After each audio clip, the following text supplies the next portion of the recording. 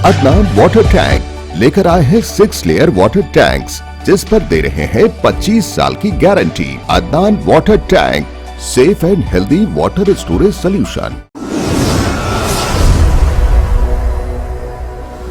आप सभी का स्वागत है सच न्यूज में। आइए जानते हैं उत्तर प्रदेश और देश की राजधानी से कुछ खास खबरें।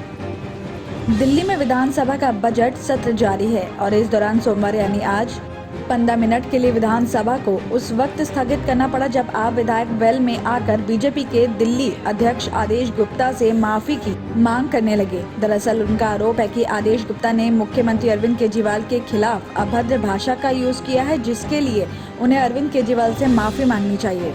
आपको बता दें कि जैसे ही सोमवार यानी आज सुबह विधानसभा की कार्रवाई शुरू हुई, आप विधायक मोहिंदर गोयल ने आदेश गुप्ता से मांग की कि वो केजरीवाल से माफी मांगे और उनके खिलाफ निंदा प्रस्ताव भी लेकर आए। गोयल ने कहा कि दिल्ली बीजेपी अध्यक्ष आदेश गुप्ता के खिलाफ सदन में निंदा प्रस्ताव लाने की जरूरत है, क्योंकि उन्होंने सीएम केजरीवाल के खिलाफ अपमानजनक भाषा का प्रयोग किया है। विपक्ष के नेता को माफी मांगनी चाहिए। तो ये मांग करते ही धीरे धीरे आप विधायक सदन के वेल पे उतर आए और वहीं बैठक बीजेपी के खिलाफ नारे लगाने लगे। विधानसभा अध्यक्ष रामनिवास गोयल ने मोहिंदर गोयल से लिखित में शिकायत मांगी और आप विधायकों की नारेबाजी के बीच 15 मिनट के लिए सदन स्थगित कर दिया गया।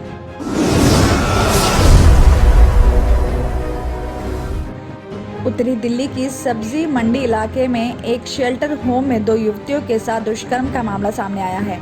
शेल्टर होम की महिला कर्मी ने शेल्टर होम के एक अधिकारी पर दुष्कर्म और बाकी लोगों पर छेड़छाड़ और धमकाने का आरोप लगाया है। पीड़िता का आरोप है कि यहां काम करने वाले 2 कर्मचारियों की उस पर बुरी नजर थी और वो उसे जानबूझकर छेड़छाड़ करते थे। नए साल पर हुई पार्टी के दौरान शेल्टर होम के एक अधिकारी ने उसके साथ जबरदस्ती करने की कोशिश की, लेकिन वो किसी तरह बच गई और इसके बाद 8 जनवरी को आरोपी ने उसके साथ जबरन दुष्कर्म किया। पीड़िता ने एनजीओ की महिला निदेशक को भी कॉल करके सारी बात बताई, तो उल्टा उसने पीड़िता को ही डांटना शुरू कर दिया। अगले दिन पीड़िता निदेशक के ऑफिस पहुंची तो वहां उसे चुप रहने के लिए कहा गया और ये बात आरोपी और उसके साथी को पता चली तो उसने सपना को जान से मारने की धमकी दी। डर की वजह से पीड़िता चुप रही, लेकिन 23 जनवरी को पीड़िता शेल्टर होम पहुंची तो यहाँ 25 साल की मानसिक अशक्त महिला ने अपने साथ दुष्कर्म की बात बताई।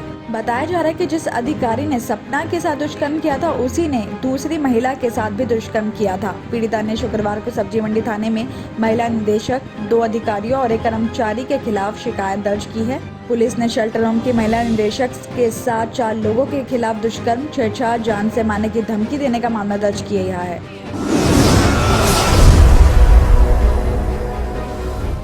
नामचीन फार्मा कंपनियों को भारत में वैक्सीन की बूस्टर डोज को लेकर बड़ा बाजार नजर आ रहा है। बीते कुछ महीनों में ही भारत सरकार की विशेषज्ञ कार्य समिति के पास वैक्सीन की परमिशन के लिए फार्मा कंपनियों के आवेदनों की संख्या तेजी से बढ़ी है। फरवरी तक सिर्फ 2 आवेदन थे, जो बढ़कर अब 10 हो गए हैं।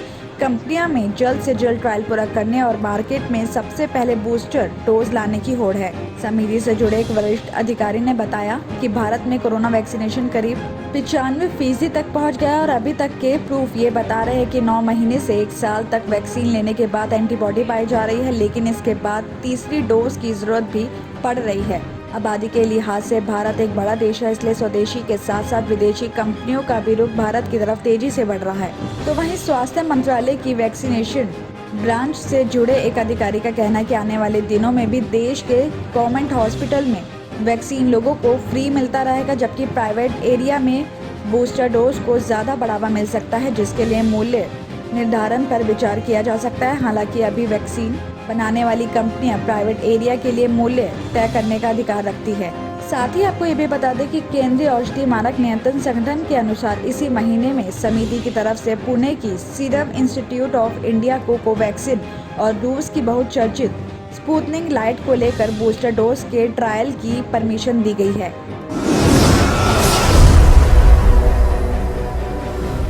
सीएम अरविंद केजरीवाल के बयान के खिलाफ कश्मीरी पंडितों ने पांडव नगर में प्रदर्शन किया है। कश्मीरी पंडितों ने रविवार शाम को एक सभा बुलाकर अपनी आपबीती सुनाई और इलाके में पदयात्रा निकालकर फिल्म द कश्मीरी फाइल्स देखने की अपील की। तो इधर जंतर मंतर पर भी सीएम के बयान के खिलाफ एक धार्मिक संगठन ने विरोध जताया है। आपको बता दें कि कश्मीर पंडित वेलफेयर एसोसिएशन पांडव नगर के संयोजक दिलीप कौल ने कहा है कि 19 जनवरी 1990 की रात कश्मीरी पंडितों के लिए काली रात थी, जब रातों रात लाखों कश्मीरी पलायन को मजबूर हुए। 387 कश्मीरी पंडितों की लिस्ट दिखाते हुए उन्होंने कहा कि 1990 के नरसंहार में मारे गए अनगिनत कश्मीरियों में से 387 की लिस्ट तो हमारे पास है। सरकार मारे गए कश्मीरियों की लिस्ट में सुधार करे, क्योंकि सरकार की लिस्ट में केवल 90 ही नाम है। उन्होंने अब ये भी कहा कि पहली बार कोई फिल्म आई है जिसमें कश्मीरियों के दर्द को दिखाया गया है, लेकिन वो भी कश्मीरियों के वास्तविक दर्द का 5% ही है। उन्होंने कहा कि सरकार को अनुच्छेद 370 हटाए 3 साल हो गए, लेकिन वहाँ ना तो उद्योग शुरू हुआ है, ना ही हालात सामान्य हुए हैं। ऐसे में कश्मीरियों को फिर से डर है कि अगर वो कश्मीर लौटे तो उनके साथ पहले जैसा ही बर्ताव होगा। आपको बता दें कि जंतर मंतर पर जय भारत माता वाहिनी संगठन के कार्यकर्ताओं ने पश्चिम बंगाल हिंसा और द कश्मीरी फाइल्स पर सीएम केजरीवाल के बयान के खिलाफ प्रदर्शन किया है।